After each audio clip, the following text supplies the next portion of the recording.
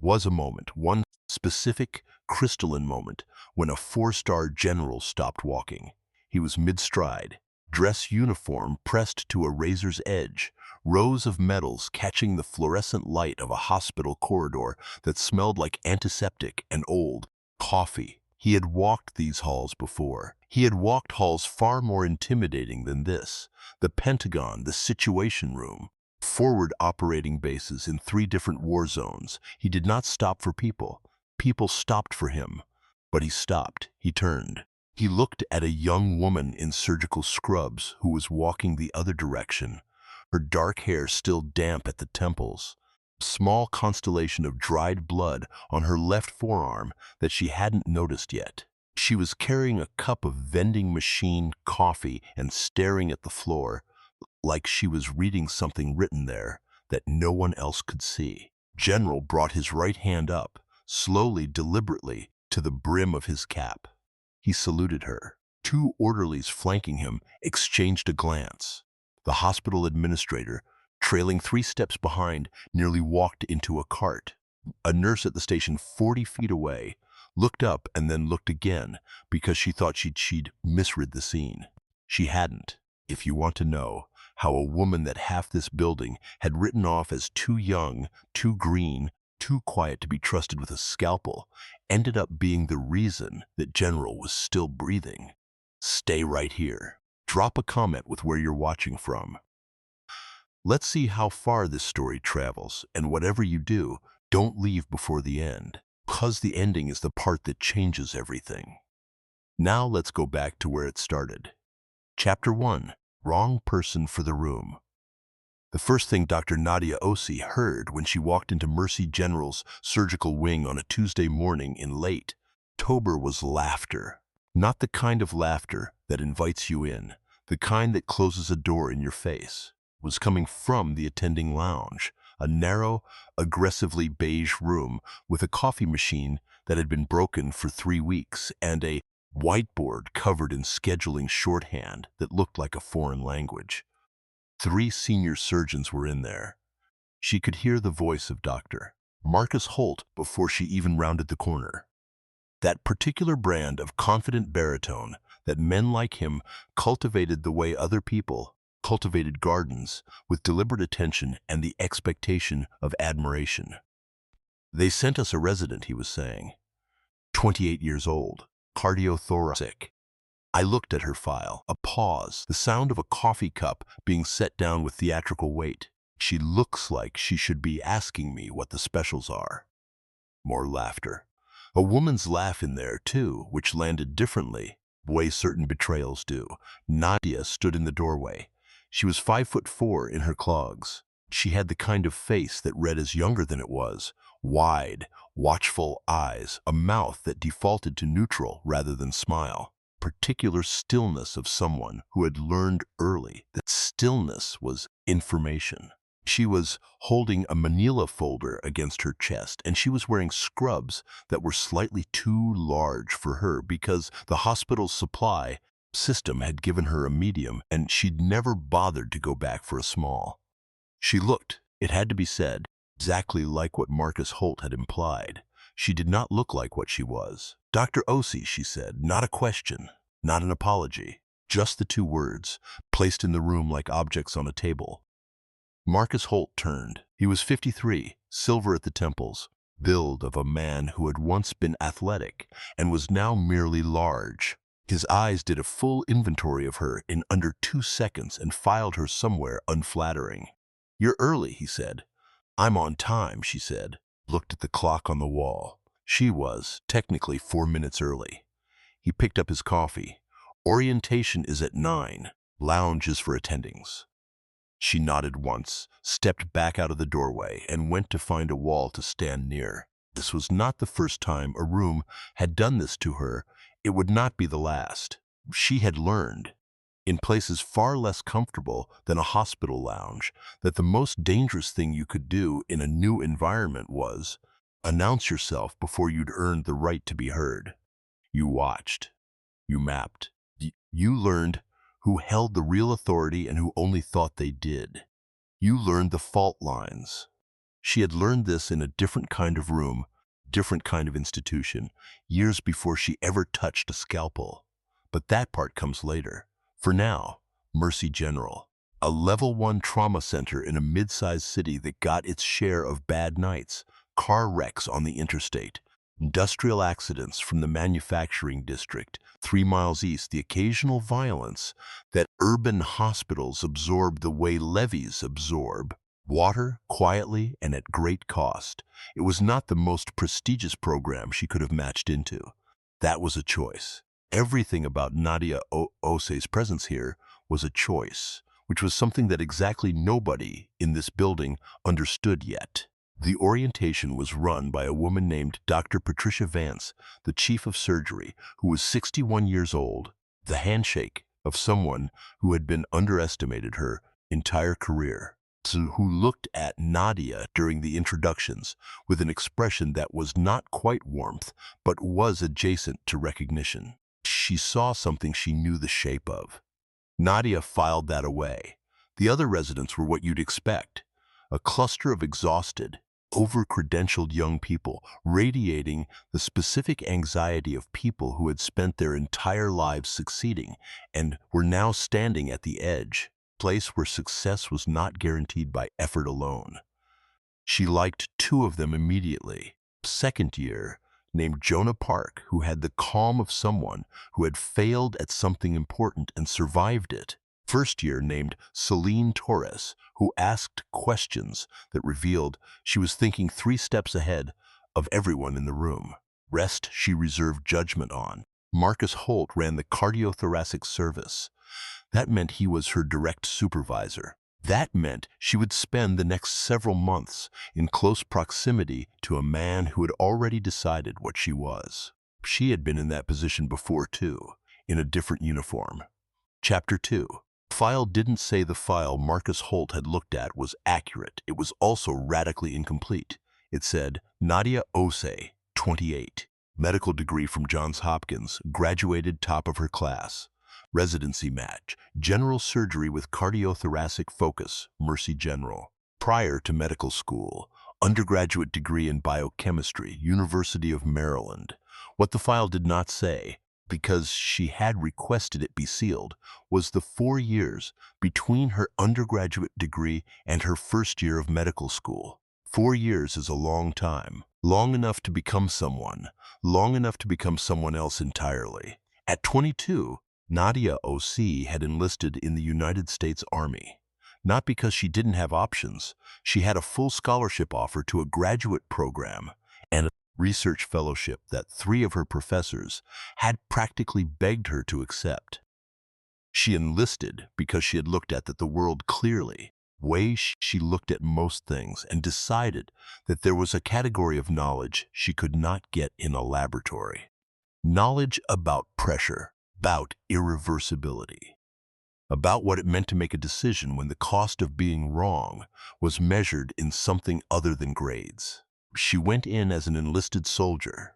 She came out 4 years later as a special forces medic with a combat deployment to 2 different theaters, classified commendation she was not allowed to discuss, and a specific cellular understanding of what the human body could survive when someone with the right training refused to let it stop. She had kept people alive in conditions that would have made the attending lounge at Mercy General look like a spa. She had performed emergency surgical interventions in the back of vehicles, in drainage ditches, burned out building, in a city whose name she still could not say out loud in certain company. She had made calls that no textbook covered because the textbook assumed you had equipment, light, time, and the luxury of a second opinion.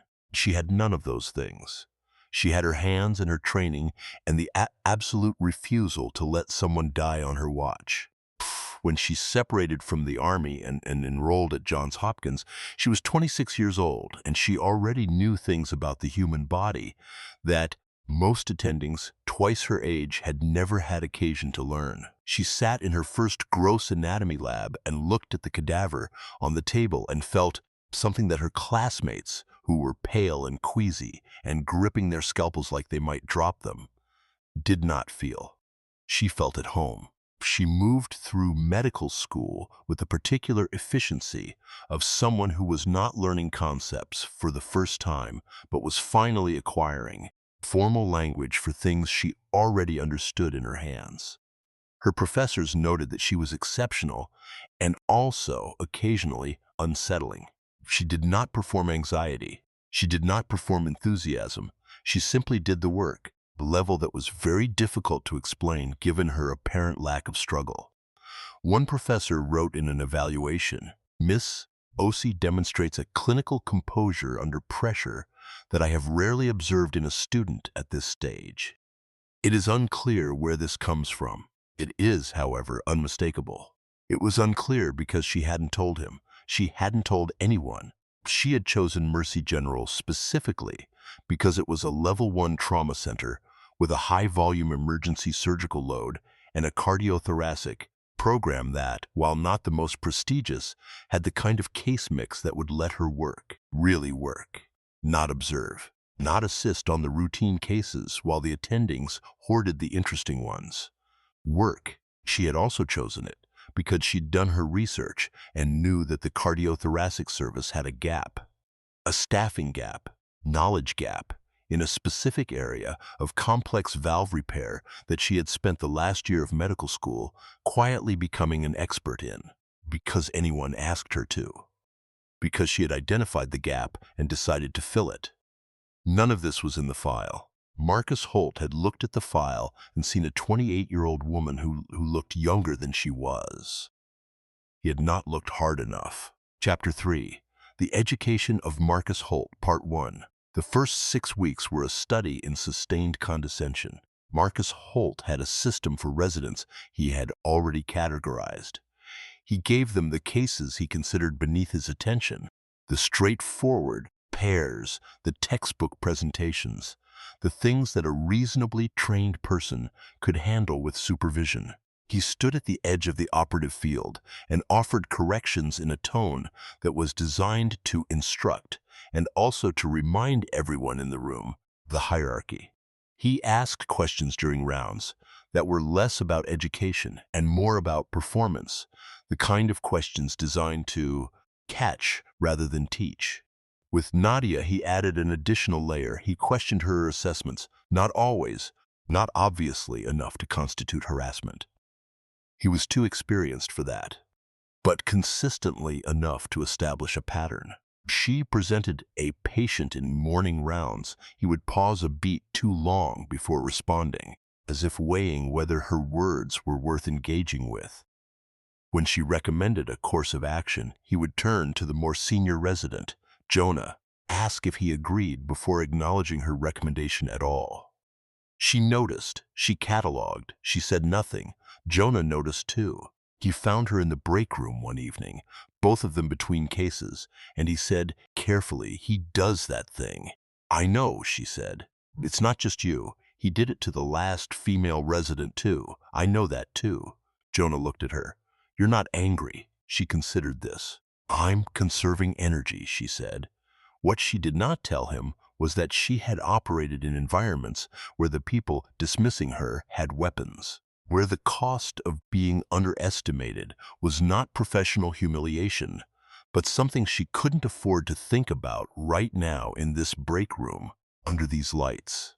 Marcus Holt's condescension was, in the full context of her life, a manageable obstacle. She had been trained to identify threats and neutralize them with the minimum necessary force.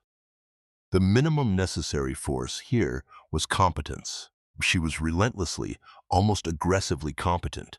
The first crack appeared in week 4. Patient, a 67-year-old retired school teacher named Mr. Beaumont, presenting with a complex aortic valve situation that had been misread on the initial imaging.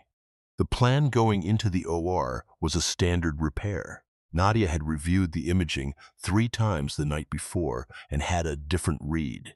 She presented it to Marcus during pre-op. He listened. He nodded. He said, "I've looked at this case. The posterior leaflet morphology suggests." "I've looked at this case," he said again. Went into the OR with his plan.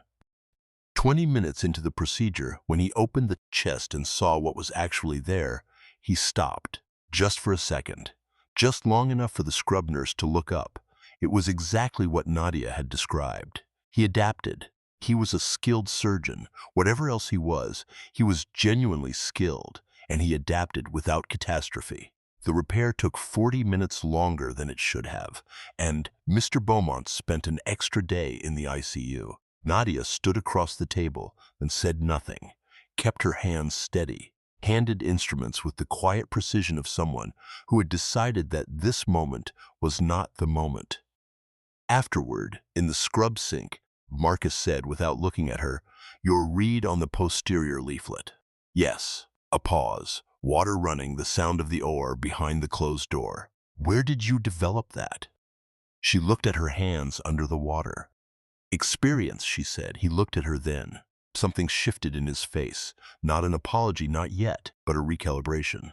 A small, reluctant acknowledgement that the file had not told him everything. "What kind of experience?" he said. "The kind that doesn't show up on paper," she said, and turned off the water.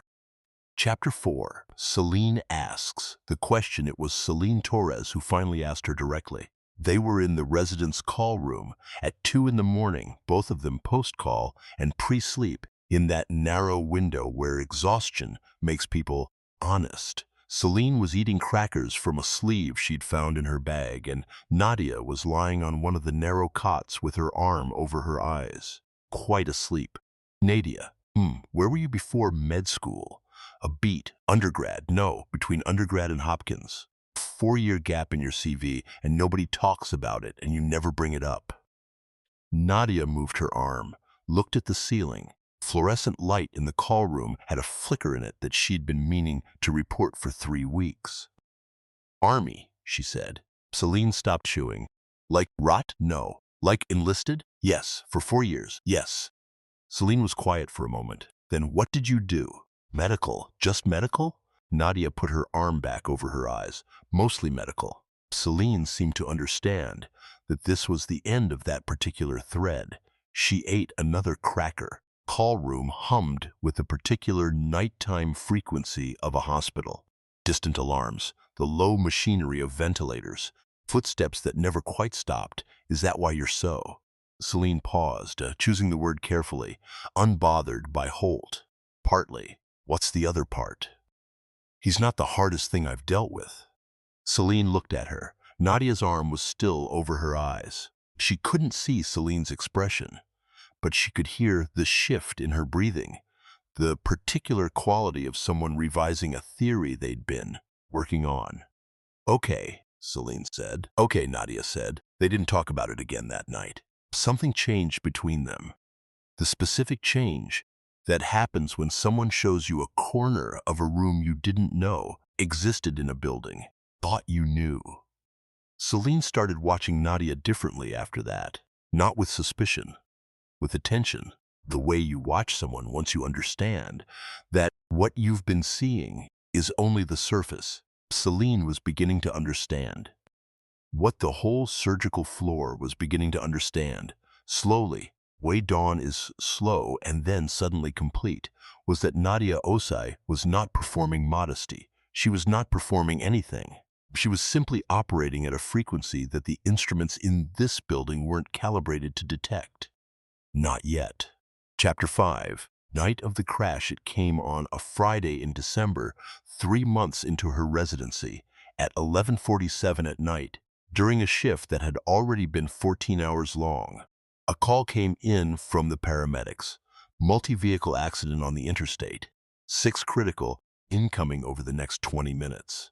The hospital activated its mass casualty protocol, which meant the attending on call, Dr. Holt, stayed late for a complicated case, was suddenly standing in the trauma bay with Nadia, Jonah, 2 other residents, team of nurses who had seen bad nights before and moved with the efficient calm of people who had made peace with bad nights. First 3 patients were bad but manageable.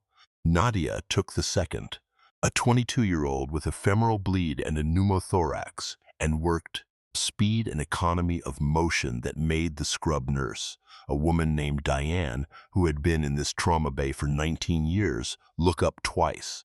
Fourth patient was the one. He came in unresponsive, BP crashing, with a mechanism of injury that the paramedic described in clipped, urgent syllables: restrained driver, high-speed impact, airbag deployment, suspected thoracic aortic injury. Kind of injury that kills people before you finish assessing them. The kind of injury that requires a very specific decision tree executed very, very fast.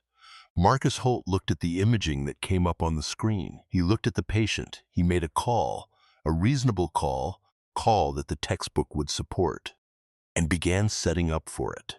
Nadia was looking at the patient's chest. She was looking at the way he was breathing, the specific pattern of it, the color at his nail beds, small external signs that were telling a story the imaging hadn't fully caught yet.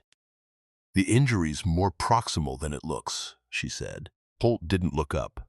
"I see the imaging. The imaging was taken in the field, decompensating in a pattern that suggests the zone of injury is—" His voice was flat.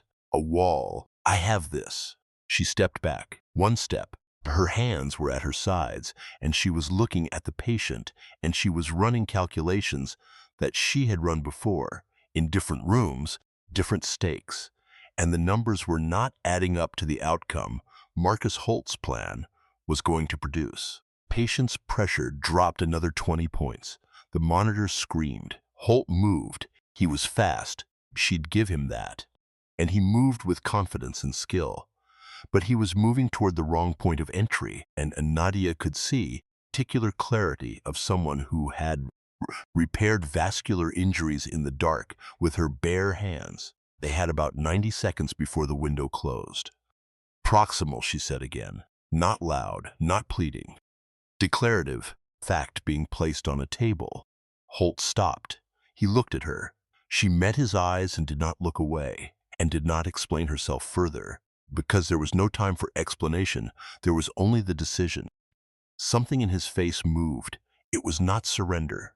It was not trust. Not exactly.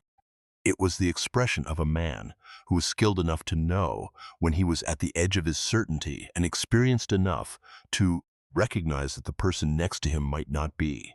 "Show me," he said. She moved. What happened in the next 11 minutes was the kind of thing that people in trauma surgery describe afterward in the careful, technical language of the profession, because the technical language is the only container large enough to hold it without breaking. She worked at the proximal point of injury with a precision that was not taught in any residency program, because it was not a technique that residency programs taught.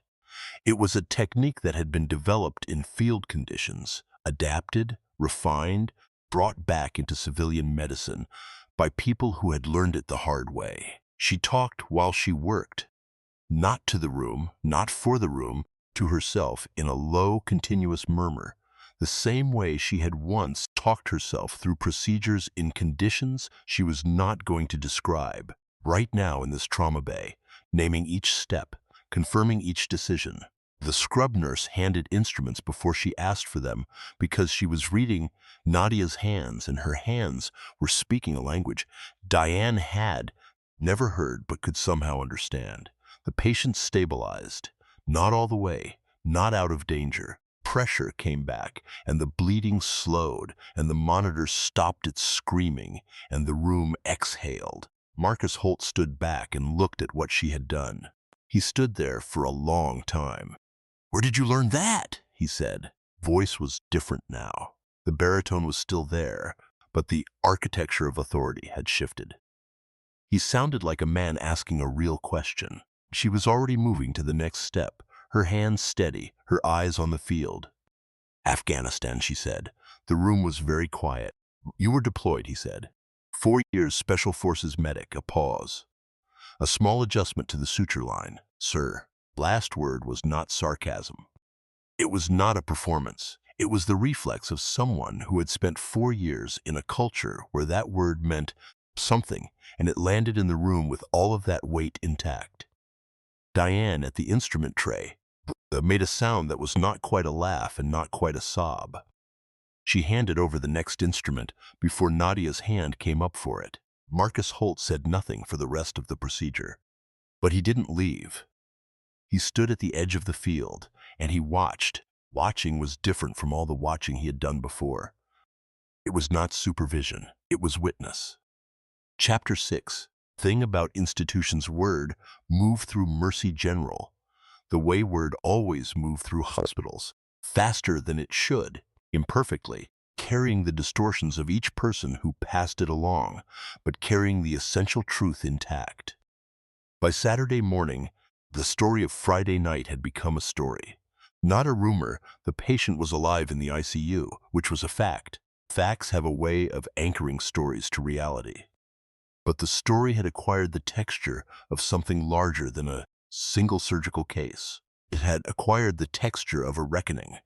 Dr. Patricia Vance heard it from Diane, been in that trauma bay for 19 years, and was not given to hyperbole. Vance listened without interrupting, which was how she listened to everything, with the full, settled attention of someone who had learned that the most important information was, usually in the parts people thought were too small to mention. When Diane finished, Vance said, "She was a Special Forces medic," what she said, and Holt had no idea. Nobody had any idea. Vance was quiet for a moment. She was thinking about the file she had reviewed when Nadia matched to Mercy General. She was thinking about the 4-year gap. She was thinking about the fact that she had looked at that gap and made an assumption. And the assumption had been wrong. She was the chief of surgery, and she had been wrong. She was also thinking about the system that had allowed this. The system that had looked at young black woman with a quiet manner and a face that read as young, and had decided, without asking, what she was and what she was capable of. The system that had put Marcus Holt in charge of her development and given him the authority to shape her experience here had not questioned whether his judgment was the right instrument for that task. She pulled Nadia's file. She looked at the gap again. She picked up the phone and made a call. The call was to a contact at the Department of Defense, a favor she was cashing in. What she learned in that conversation. The broad strokes of it, the parts that weren't classified. She kept to herself for the time being. When she put the phone down, she sat for a long moment in her office. She looked at the framed print on her wall that she'd had since her own residency, a quote from a surgeon she admired, something about the obligation of the skilled to the suffering, and she thought about what it meant to have wasted 3 months of Nadia Osei's time. She went to find Marcus Holt. That conversation was not witnessed by anyone. But afterward, Holt came out of Vance's office with an expression that Jonah Park, who happened to be walking past, described later as a man who had just been shown a mirror and didn't like what was in it. Education of Marcus Holt was entering its second phase.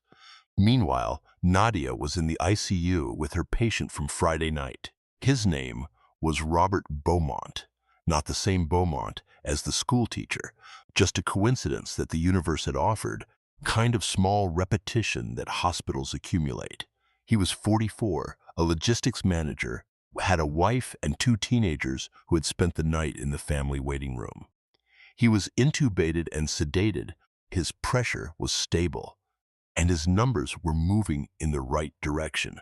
She stood at the foot of his bed and looked at his chart and made small adjustments to his post-operative orders with the focused attention she brought to everything. She was not thinking about Friday night as a triumph. She was thinking about what came next. The next 24 hours, next decision point, the next thing that could go wrong and how to prevent it. This was the thing about Nadia Osei that was hardest to explain to people who hadn't seen her work. She did not experience competence as an identity. She experienced it as a responsibility. The skill was not something she wore. It was something she used. She used it in the direction of the person in front of her. And when it was done, she put it away and moved to the next thing. She was not performing. She was never performing. That was the thing that Marcus Holt had not understood and was only now beginning to. Chapter 7. General Harlan Cross. He came in on a Tuesday in January, 3 weeks after the night of the crash. His name was General Harlan Cross. He was 61 years old, and he was one of 4 active-duty 4-star generals in the United States Army. He had been flown to Mercy General because the cardiac specialist at Walter Reed, who had been managing his care for 18 months, had specifically requested a consultation with the cardiothoracic service here, citing a case in the literature that had been flagged by a colleague. Case in the literature was a technique, a specific, unusual approach to a complex valvular repair that had been submitted for publication by a team at Johns Hopkins. The lead author was a medical student named Nadia Osei. The cardiac specialist at Walter Reed had read the paper. He had made some calls. He had ended up on the phone with Patricia Vance. Now, General Harlan Cross was in a private room on the 4th floor of Mercy General with a diagnosis that had been managed conservatively for 2 long and a window for intervention that was narrowing. He had not been told who would be consulting on his case. He found out when Nadia walked into his room on a Tuesday morning, chart in hand, and introduced herself. He looked at her the way everyone looked at her for the first time. The full inventory. The pause. But then something else happened, something that did not usually happen. His eyes went to her left forearm. There was a scar there, thin, old, kind of scar that civilian surgeons don't usually have, and soldiers sometimes do, running from just below the elbow toward the wrist at an angle that suggested it had been made in a specific kind of circumstance. She'd had it so long she'd stopped noticing it. But he noticed. He said, "Where did you serve?" She looked up from the chart, met his eyes. "Not sure that's relevant to your 10th Special Forces Group," he said. Not a question. He was looking at the scar, or close to it.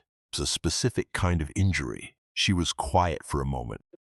"2nd Battalion," she said. Something moved across his face, something she recognized. The specific expression of a person who has just been handed a piece of information that reorganizes a room they thought already knew. "I know 2nd Battalion," he said. "I know," she said. "I know who you are, General." A beat. "Then you know I don't have time for theater," he said. "Neither do I," she said, and opened his chart. Followed was a 40-minute consultation that General Cross's aide, waiting in the hallway, described afterward as the most unusual medical appointment he had ever witnessed. Not because anything inappropriate happened, because the dynamic in that room was unlike any dynamic he had seen between a doctor and a patient. Spoke to each other in the shorthand of people who had operated in the same world, even if they had never met. Was no performance of deference from her, and no performance of authority from him. There was just the case, laid out with precision, 2 people who understood what was at stake. At the end of it, Nadia said, "The conservative management has bought you time. The window is closing. The repair I'm recommending has a complexity level that most programs wouldn't attempt. Done it twice, once in a field setting and once in a controlled OR environment." "Once in a field setting," he repeated. "Yes." "In theater?" "Yes." He looked at her for a long moment. "How old are you?" 28. "And you've done this repair twice. The technique is sound. I can walk you through the literature." "I've read the literature," he said. "I read it on the plane." A pause. "You wrote it." She said nothing. "Dr. Osei," he said, and his voice had the particular quality of a man who was accustomed to making large decisions quickly and had just made one. "When can you schedule the surgery?" Chapter 8. The weight of the room. The surgery was scheduled for Thursday. 48 hours between the consultation and the OR were the kind of 48 hours that Nadia had learned to move through with deliberate economy. No wasted motion, no wasted energy, no space for the particular vertigo that came from thinking too hard about what was at stake. Marcus Holt requested to be in the room. He came to her directly, not to Vance, not through the scheduling system. He came to her in the hallway outside the residence workroom on Wednesday afternoon, and he said, "I'd like to scrub in." She looked at him. "As second assist," he said, "not primary. Your case." The words landed with a weight he clearly intended. Your case. Not a phrase Marcus Holt used lightly. Not a phrase Marcus Holt had ever used in reference to her before. She considered it. Not the politics of it, not the optics. She genuinely considered it on the merits. He was a skilled surgeon. He knew the anatomy. Having him in the room was a net positive for the patient. And the patient was the only variable that mattered. Fine, she said. I want to understand the approach, he said. The technique you're using. I've read the paper, but I want to hear you walk through it. She looked at him again. There was something unfamiliar in his posture. A particular quality of held-inness. A man who was accustomed to taking up space and had chosen deliberately to take up less. Conference room, she said. 6 o'clock. He nodded. 6 o'clock. She walked him through the technique on a whiteboard with the focused precision of someone who had taught before.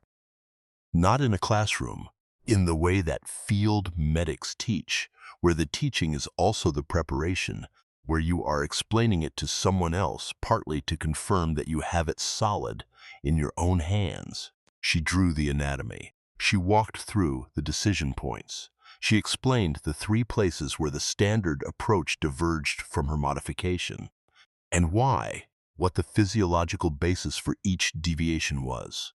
Marcus Holt listened. He asked questions, real questions, technical questions, questions of a skilled surgeon engaging with an unfamiliar technique, rather than the questions of a superior testing a subordinate. Pushed back on one point and she defended it, and he conceded, and the concession was genuine. At the end, he said, "This is elegant." She capped the marker. "It works. Where did you develop the original modification in the field?" "Necessity," she said. "I didn't have the standard equipment. I had to achieve the same result with different tools. When I got to Hopkins, I worked out the formal version." He was quiet for a moment. "I owe you an apology," he said. She looked at him. "The first 3 months," he said, "I made assumptions." "Yes, I was wrong." She held his gaze. "Yes," she said again. "It was not forgiveness exactly. It was acknowledgement. The specific acknowledgement that the wrong had been named by the person who had committed it, without deflection or qualification. That was what she had needed from him. Not warmth, not friendship, just the naming. "Don't be wrong in the OR tomorrow," she said, and walked out. The surgery lasted 6 hours and 22 minutes. Nadia Osei stood at the primary position, hands in the chest of a 4-star general, and did the thing she had been built to do. Built by the Army alone, and not by Johns Hopkins alone, but by the accumulated weight of every decision she had ever made. The decision to enlist, the decision to go forward when everything in her body said, stop. Decision to come back from the places she'd been and carry what she'd learned into a different kind of fight. Marcus Holt stood across the table and anticipated her needs with a precision that told her he had studied the technique after she left the Sebel conference room. He had gone home and studied it. She noted this without comment, but filed it in a place that mattered. Celine Torres was the circulating resident. She stood at the edge of the room and watched with the focused attention of someone who understood watching something she would spend the rest of her career trying to understand. Diane was the scrub nurse. Of course, Diane was the scrub nurse. Pair went exactly as planned, with one deviation, a small anatomical variant that appeared when they opened the field, kind of thing that only someone who had operated in unpredictable conditions could adapt to without losing momentum. Nadia adapted without breaking stride, made the adjustment with 3 words to Holt, and continued. When they closed, the room exhaled. General Cross's heart was beating on its own, strong and steady, doing the thing it had been struggling to do for 18 months. Nadia stepped back from the table. She pulled her gloves. She looked at the monitor for a long moment. The green lines, the steady rhythm, numbers that said, alive, stable, continuing. She said nothing. She walked out. Chapter 9. The hallway. He was discharged on a Monday. 12 days post-op. His recovery had been, in the words of the cardiologist managing his post-surgical care, unreasonably smooth. His numbers had normalized faster than projected. He had walked the hall on day 3. He had conducted a video call with the Joint Chiefs on day 7, which his aide had tried to prevent, and which he had conducted anyway, because he was Harlan Cross, and he had not spent 40 years in the Army learning to wait for permission. On the morning of his discharge, Nadia came to do his final assessment. She moved through the examination with the same focused economy she brought to everything, checking each system, confirming each number, asking the questions that needed to be asked. At the end, he sat on the edge of the hospital bed in his civilian clothes. He had refused the hospital gown for the last 4 days. And he looked at her with the expression she had first seen in the consultation room, the one that was reorganizing a room. "You're going to have a remarkable career," he said. "Having one now," she said. He smiled. It was a small smile, the smile of a man who had learned to keep most of his expressions contained. It reached his eyes. "Yes," he said, "you are." She handed him his discharge paperwork. "The follow-up protocol is in there. Cardiologist at Walter Reed has the post-op notes. If you experience any of the symptoms listed on page 3, I know how to read a discharge summary, Dr. Osei." "I know you do," she said. "I'm telling you anyway." He took the paperwork. He looked at it. He looked at her. "2nd Battalion," he said. "I'm going to make some calls." She met his eyes. "You don't have to do that." "I know I don't have to," he said. "It's not why I'm doing it." She nodded once. She picked up her chart. She was already moving toward the next thing. There was a post-op patient on 3 who needed new orders. Jonah had texted about a consult that was waiting, and the day was already full in the way hospital days are always full, relentlessly and without apology. She was halfway to the door when he said, "Dr. Osei." She turned.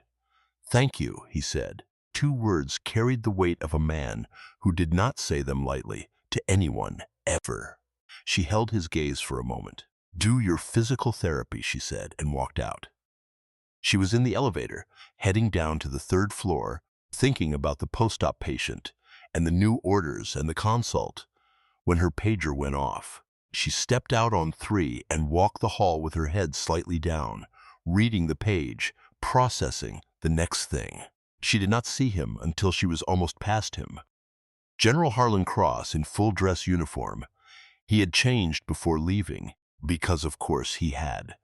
Was walking the corridor with his aide and a hospital administrator she recognized, but whose name she could never remember. Was heading toward the exit. She was heading toward her patient. Their paths crossed in the middle of the hallway. She looked up from her pager. He stopped walking. She stopped too, reflexively, because he had stopped, and then he brought his right hand up slowly to the brim of his cap. Salute was precise and held. The 4 stars on his shoulder caught the fluorescent light. The administrator behind him made a small, strangled sound. The aide stood perfectly still. Nadia looked at him. She felt something move through her. Not pride, exactly. It was related to pride. Not vindication, though it was related to that too. It was something older and quieter. It was the feeling of being seen. Not the performance of being seen, not the public acknowledgement for its own sake, but the genuine recognition of someone who had the full context of what she had done and what it had cost and what it meant. She brought her hand up. She returned the salute. Lasted 3 seconds. Then his hand came down and hers came down, and he nodded once and she nodded once. He walked toward the exit, and she walked toward her patient. And the hallway returned to being a hallway. Nurse at the station 40 feet away was still staring. Nadia tucked her pager back into her pocket and pushed open the door to room 312 and went to work. Chapter 10. What comes after the story traveled, the way stories do. By Tuesday morning, every person on the surgical floor knew what had happened in that hallway. By Wednesday, it had reached the other floors. By Thursday, Patricia Vance had received 2 phone calls from colleagues at other institutions who had heard a version of it. Version they had heard was not entirely accurate, but was accurate in the ways that mattered. The story was, a resident at Mercy General dismissed and underestimated by her own team, had saved the life of a four-star general using a technique she had developed in a combat zone. General had saluted her in the hallway. People wanted to add things to this story. They wanted to make it bigger, more dramatic, more cinematic. They wanted a confrontation scene where Nadia had stood up to Marcus Holt and delivered a speech. They wanted a moment of public humiliation for the people who had doubted her. They wanted the story to have the shape of a movie, clear villain and a clear victory and a crowd watching when it happened. The story did not have that shape. What it had instead was this. Marcus Holt submitted a formal nomination for Nadia to present her technique at the Regional Cardiothoracic Conference in the spring. He signed his name to the nomination without being asked. When Vance called him to confirm, he said, "It's the right call," and hung up. Jonah Park, who had been quietly watching all of this from the beginning, asked Nadia if she would be willing to teach a small group session on field-adapted surgical techniques for the other residents. She said yes, and the session ran for 3 hours and nobody left early. Afterward, Celine Torres sat in the empty conference room for a long time just thinking. The patient from Friday night, the other Robert Beaumont, logistics manager, was discharged on a Wednesday. His wife brought a card. It was a plain white card with a flower on the front, and inside it said, in handwriting that had clearly been worked on, "We don't have words. Thank you." Nadia kept it in the pocket of her white coat for 2 weeks before she put it in a drawer at home next to the other things she kept. Things in that drawer: a photograph from a deployment she didn't talk about, a challenge coin from a unit she had served with, letter of commendation that was classified and therefore meant nothing in civilian life and meant everything to her. Now a card with a flower on the front. She was not finished at Mercy General. She was in fact only beginning. 3 more years of residency, and then a fellowship, and then the long work of a career in a field that needed what she had to offer. There were more patients, more cases, more nights in the trauma bay when everything moved too fast, and the margin for error was measured in heartbeats. There were more rooms full of people who would look at her and see the wrong thing, at least at first. She had made peace with at least at first. She had learned in a drainage ditch, in a burned-out building, in an OR in Baltimore, trauma bay in December, that the gap between what people saw when they looked at her and what was actually there was not her problem to solve, was her advantage. It was the space in which she moved, quietly, with precision, till the moment when the gap closed and the room reorganized itself around the truth of her. That moment always came in the shape of a patient who was alive when they should not have been, came in the shape of a technique that worked when nothing else would. It came in the shape of a general in a dress uniform, standing in a fluorescent-lit hallway, bringing his hand to his cap. It came quietly, without a speech, without a crowd, way the best things always do. Patricia Vance called her into the office on the Friday after the discharge. She sat across from Nadia in the way she sat, fully present, no performance, and she said, "I should have asked more questions when you arrived." Nadia looked at her. "The gap in your record," Vance said. "I saw it, and I made an assumption I should have asked." "You weren't the only one," Nadia said. "No, but I'm the chief of surgery, and I'm responsible for the environment in this program.